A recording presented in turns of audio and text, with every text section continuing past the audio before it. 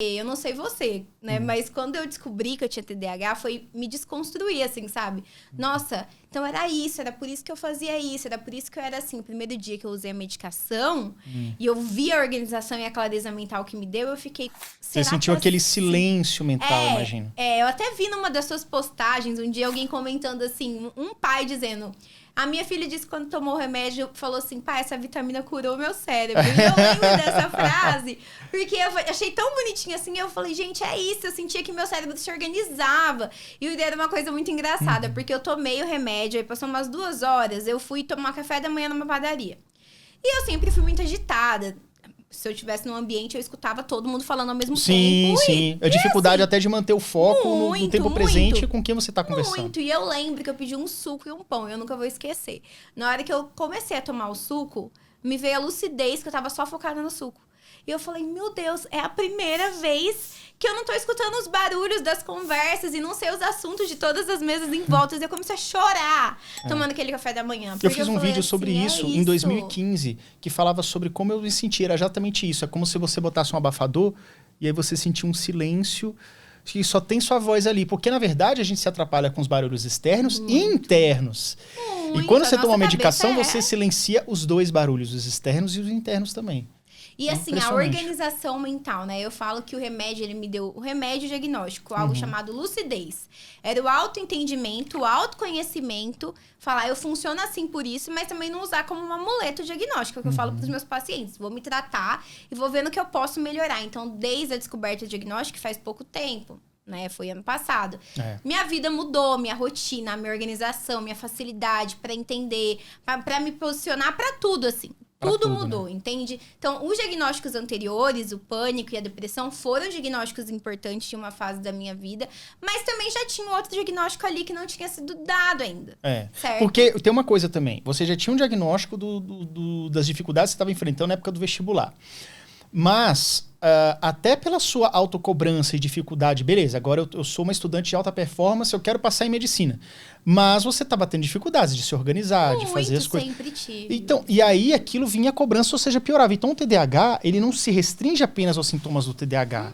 Ele vai te dando um pânico, uma sensação de agonia, de coisa, um medo, que você, se você não tiver um mínimo de senso de si mesmo, de assim, cara, eu sei que eu estou com medo, porque eu estou desorganizado, porque eu não estou funcionando, logo eu vou procurar uma ajuda assim, assim, assado, fazer. Ou seja, se você não tiver essa clareza que poucas pessoas têm, você sucumbe, você realmente entra numa depressão profunda, no burnout, né? O primeiro passo de um TDAH é o mais importante. Muitas vezes é a diferença entre você procrastinar o dia inteiro e você realmente fazer alguma coisa produtiva no seu dia, na sua semana ou mesmo na sua vida. Eu tenho uma caixa de ferramentas onde eu reuni estratégias que eu adquiri ao longo desses 40 anos de vida que me ajudam a ser um TDAH bem-sucedido. Essas ferramentas estão no link da descrição no Clube TDAH em Ação.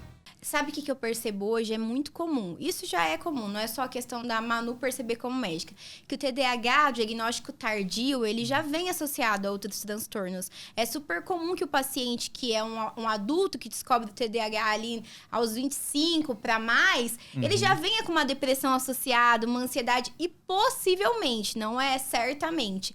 Ele vem justamente por isso, né? As pressões externas, a dificuldade de se encaixar no mundo, a dificuldade dele conseguir se comportar como a sociedade espera, ter o comportamento comum de um aluno normal, né? Dentro da escola, dentro da faculdade. Eu concluí a faculdade sem o diagnóstico. Então, assim, eu até fico, gente, eu passei, ninguém me deu o diagnóstico lá dentro. Mas tudo bem. Só que, assim, foi muito difícil, porque eu era muito cobrada na faculdade. Muito cobrada. Você teve algum tipo de suporte na faculdade? Alguma coisa diferenciada? Porque, na verdade, você foi diagnosticada depois, né? Fui diagnosticada ano passado. Já estava formada há 2 anos. Já há 2 anos.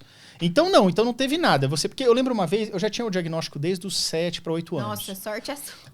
Mas durante a faculdade eu não tinha esse entendimento, eu não tinha um TDAH descomplicado. Eu sabia que eu tinha um laudo, mas não sabia nem o que fazer com ele. Isso era outros tempos.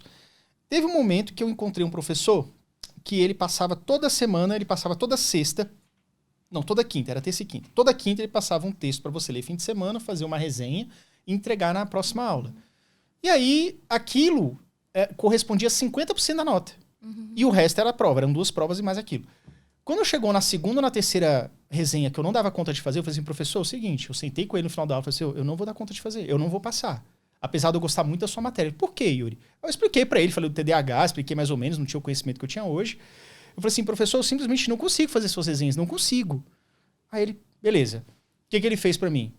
Ele falou assim, pega só esse texto, que era tipo eram 10 ao longo do semestre. Pega só esse e faz uma resenha disso, um trabalho disso. Isso aqui vai compor, acho que era 40% da nota. Legal, e os outros 60% eram as 2 provas de cada um 30%. Ou seja, eu consegui um professor que me deu uma adaptação para eu conseguir fazer. E eu consegui, na prova dele fui bem, naquela resenha que eu tive mais tempo para fazer, para elaborar, eu fui bem também. Então veja que, às vezes, a pessoa quando tem essa consciência consegue um pouco mais longe, né? Infelizmente eu não tive, mas assim, parabéns pro professor que teve essa percepção, essa empatia e essa ajuda.